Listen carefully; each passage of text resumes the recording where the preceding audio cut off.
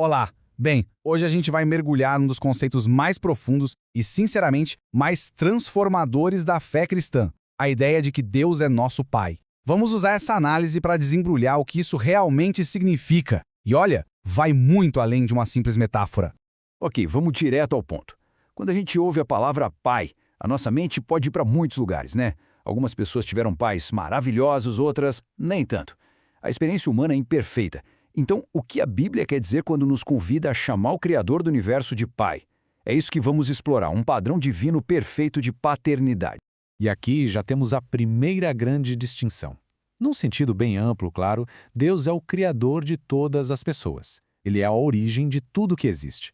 É uma relação geral. Mas a Bíblia fala de uma relação muito mais específica e íntima. Ele é o Pai, no sentido espiritual, daqueles que chegam a Ele através da fé. Não é um nascimento de sangue, sabe? É um novo nascimento, um nascimento espiritual. Mas essa ideia vai ainda mais fundo. A paternidade de Deus não é só um papel que ele assumiu quando criou o mundo. É algo eterno que não dá para separar de quem ele é. E para a gente entender isso, a gente precisa olhar para o coração da própria identidade de Deus. A chave para essa paternidade eterna está na Trindade. A fé cristã afirma que existe um só Deus, mas que ele existe em três pessoas: Pai, Filho e Espírito Santo. Todos eles compartilham a mesma essência divina, mas são distintos em suas relações. Ou seja, o Pai é eternamente Pai porque ele tem um Filho eterno. Para a gente entender bem o que uma doutrina é, às vezes ajuda a ver o que ela não é. Olha só, lá nos primeiros séculos da Igreja, um presbítero chamado Ário ensinou essa ideia aí.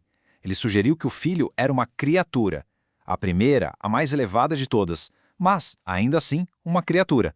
Isso faria o Filho ser inferior ao Pai e significaria que Deus não foi sempre Pai. E a resposta da Igreja para essa ideia foi simplesmente fascinante e muito precisa. Eles se reuniram no Concílio de Nicéia e formularam essa declaração poderosa. O Filho não foi feito ou criado, ele foi gerado. E essa palavra é a chave de tudo.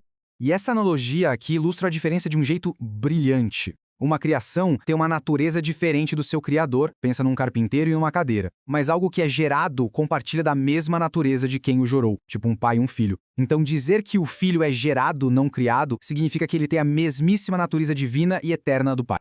Então, o ponto crucial é este. Dentro do único Deus, as pessoas se distinguem pelas suas relações. O Pai é a fonte, ele não é gerado. O Filho é eternamente gerado do Pai. E o Espírito procede eternamente do Pai e do Filho. É assim que o Pai é Pai desde toda a eternidade. Em relação ao Filho, Ok, a gente entendeu a relação eterna dentro de Deus, mas e nós, seres humanos? Como é que a gente entra nessa história? Como essa paternidade divina se torna a nossa paternidade?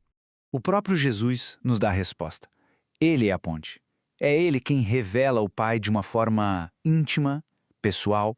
O conhecimento do Pai não é algo que a gente alcança por conta própria, sabe? É um presente, revelado através do Filho. E aqui está o mecanismo de como essa transação espiritual acontece. Quando alguém, pela fé, confessa que Jesus é o Filho de Deus, essa pessoa é adotada na família de Deus. É o Espírito Santo que confirma no coração de quem crê que, por causa dessa união com o Filho, essa pessoa agora é também um filho ou uma filha do Pai. Certo.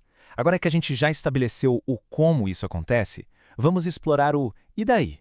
Quais são as implicações práticas que mudam a vida de ser adotado por Deus? Essas bênçãos podem ser resumidas em 5 pontos principais: uma nova origem, uma nova família, a promessa de provisão, uma missão a cumprir e um futuro absolutamente seguro. Cada um desses pontos transforma completamente o jeito de viver. E essa intimidade toda é revelada de um jeito incrível na palavra Abba. Era um termo aramaico de muito carinho. Algo como paizinho ou papai. A filiação muda a nossa relação com Deus de medo e distância para uma proximidade cheia de afeto e confiança. E ninguém está sozinho nisso. A adoção nos coloca numa família imensa, eterna. Não somos mais órfãos espirituais.